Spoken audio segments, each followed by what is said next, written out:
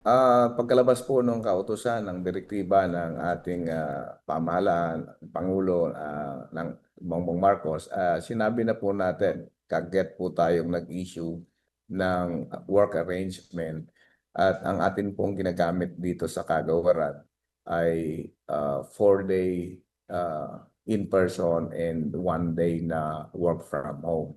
Ang atin pong tinitingnan dyan ay magiging maayos kung may isang araw na ang mga tao ay nagtatrabaho sa kanilang mga tahanan, bit-bit yung mga assignments nila. Iniutos po natin sa mga hepe at mga pinuno ng mga opisina na siguraduhin na ang lahat ay merong gagawin sa araw ng Biyernes. So Monday to Thursday, lahat po ay nagre-report 8 hours sa opisina at pagdating naman po ng Friday ay atin po silang pinayagan Mm. na mag-work from home.